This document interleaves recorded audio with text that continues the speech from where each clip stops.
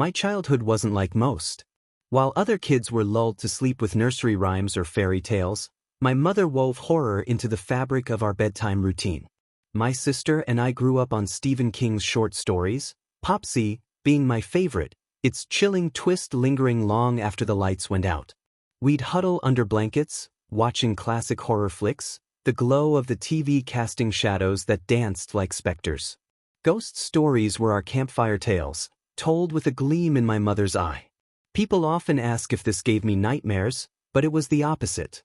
Ghosts, goblins, boogeymen, they were just characters, confined to pages and screens, as unreal as the monsters under my bed.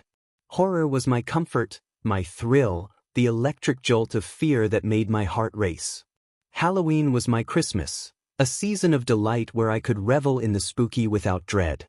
But one Halloween years ago, when I was old enough to remember but young enough to feel the world's vastness, something shifted. The line between fiction and reality blurred, and I've never been the same. It was a crisp October evening, the air thick with the scent of fallen leaves and anticipation. Down the street from our house, an old manor had been transformed into a Halloween-haunted attraction. It had run for years, but my parents always deemed my sister and me too young to go. That year, they relented. I was ecstatic, practically vibrating as we approached the crumbling manor, its sagging roof and peeling paint straight out of a horror movie. People streamed out, laughing nervously, raving about how terrifying it was. My pulse quickened, I wanted to be scared, to feel that rush. The attendants grouped us with our parents, ensuring we weren't alone, and we stepped inside. The house was a 90s haunted attraction cliché, fake fog swirling at our feet, grease-painted actors lunging from shadows. I knew the rules, actors couldn't touch you, so I screamed and jumped with glee, playing along as monsters burst from hidden corners. It was fun, predictable, safe. Then we reached the basement. The setup was a mad doctor's lair, a staple of haunted houses, drenched in fake blood and littered with prop body parts. But something felt off. Amid the theatrical gore, an old woman sat in the far corner, her presence jarring against the over-the-top decor. She looked ancient, maybe in her 80s, her thinning gray hair hanging limp, her frame frail. Her face was what haunted me. One side drooped, paralyzed, saliva dripping from the corner of her mouth. I didn't know then what a stroke could do, but looking back, that's what it was. She yelled at us as we passed, her voice slurred, garbled, but I caught the words, "Stop! Get out!" Over and over, a desperate plea echoing through the basement. Even as we climbed the stairs, her cries followed, chilling me more than any jump scare. I was shaken, my excitement replaced by unease, but I told myself she was an actor, a master of psychological horror. It worked too well. Outside, the night air hit like a bomb, that addictive relief of surviving a scare washing over me. My sister babbled about her favorite part, a werewolf actor who'd startled her, but when my turn came, I could only talk about the old woman. "What woman?" my mother asked, frowning. I described her, the drooping face, the slurred screams, but my family insisted they hadn't seen her. Confusion gnawed at me, but I pushed it aside. Ghosts weren't real. I'd grown up knowing that. Maybe they'd missed her in the chaos, or maybe I'd imagined it. My rationalizations felt flimsy, but I clung to them. The next year, I was eager to return, to prove it was just a trick, but the attraction had shut down. Neighbors who'd worked there whispered why. The manor was haunted. Not the fake kind, but real, objects moving, apparitions appearing, even attacks on workers. I laughed it off. People were letting the spooky atmosphere get to them. But the old woman lingered in my mind, her face too vivid, her screams too real. Curiosity drove me to dig deeper. This was the 90s, no internet at home, so I turned to my mother. She was reluctant at first, which unnerved me. She'd never shied away from horror before. Finally, she told me the manor's history. Built in 1922 as a private residence, it was foreclosed and turned into a sanitarium, a small hospital in a remote area. Death was common, one a day, some said. Later, it became a nursing home, notorious for abuse. Ex-employees confessed to quitting over rampant malpractice, stories that had filled local papers when my mother was young. The tales turn my stomach. People, especially the elderly, treated like refuse. Local legend claimed the manor was haunted by those who'd suffered there, their tortured souls trapped in its walls. The attraction's owner had leaned into these stories, building a haunt to exploit the manor's dark past. That's when it hit me, the old woman wasn't an actor. She was a ghost, one of the countless souls who died in that place, her afterlife disturbed by thrill-seekers like me. The realization shattered my view of ghosts. They weren't just stories anymore. They were real, manifestations of pain and loss beyond human understanding. The manor remains a paranormal hotspot, investigated weekly by local ghost hunters and featured on TV shows. A psychic medium claimed the years as a haunted attraction scarred the spirits further, trapping them in a cycle of torment. I've never returned to a haunt with such a grim history. The thrill of horror is gone for me.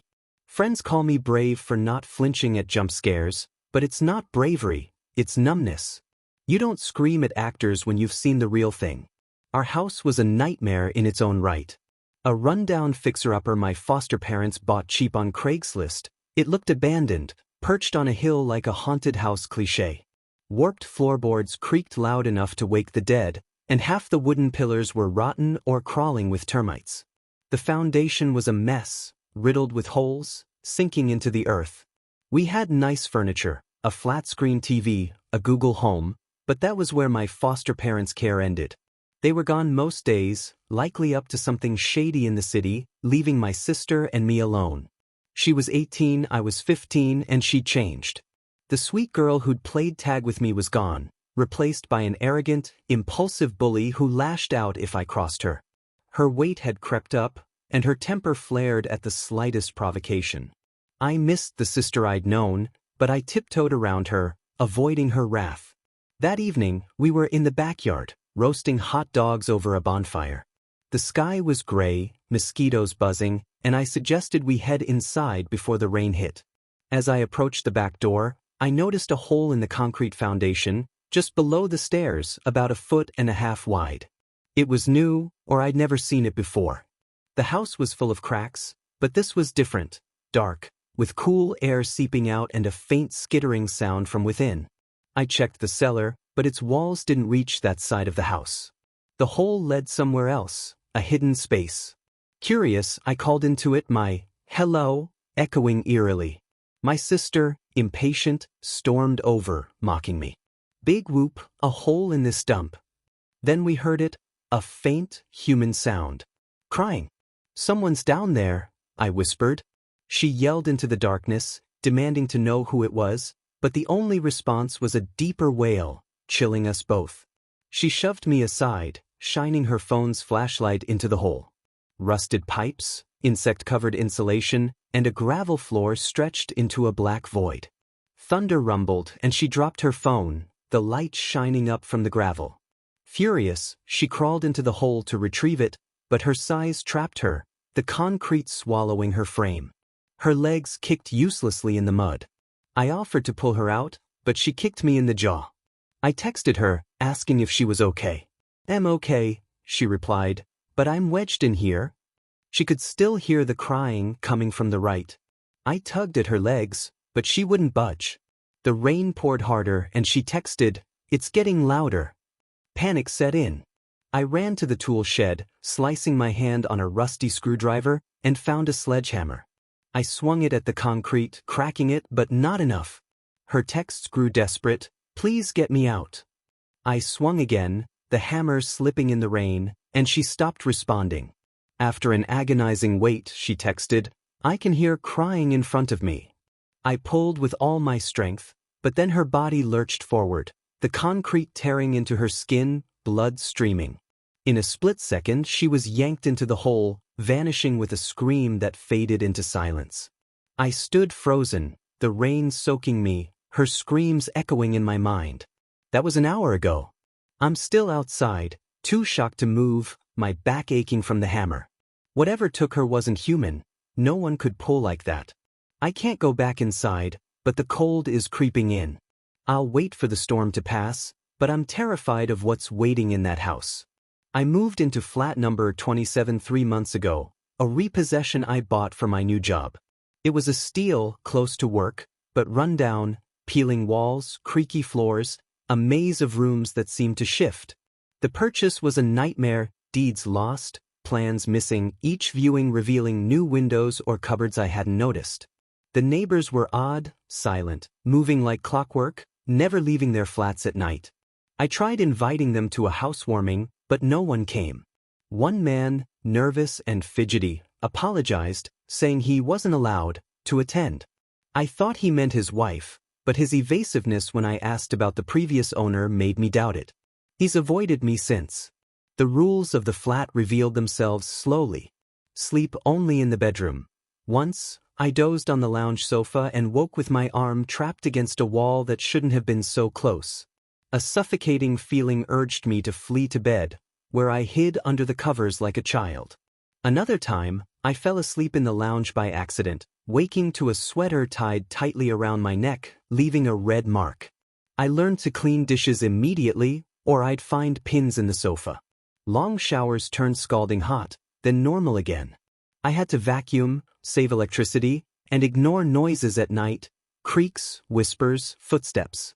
Guests were forbidden. When a friend visited, I was so paranoid I drove them away. After they left, a gas leak nearly killed me, as if the house was punishing my defiance. The flat itself changed. Walls shifted, doors opened one day but not the next. My bedroom windows multiplied over nights, then reverted to one. A cupboard upstairs grew impossibly deep. Once, it shut behind me, trapping me in darkness until panic led me to the door.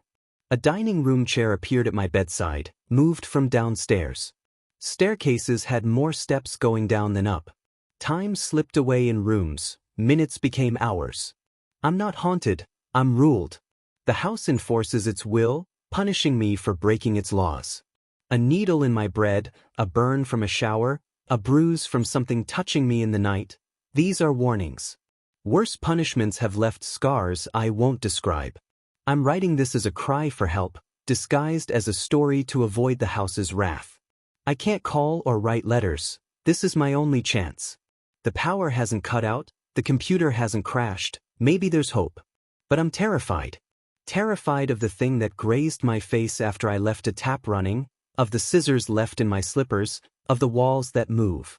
Most of all, I'm scared I'll wake in a windowless room, shrinking with every blink, trapped forever in this house of rules.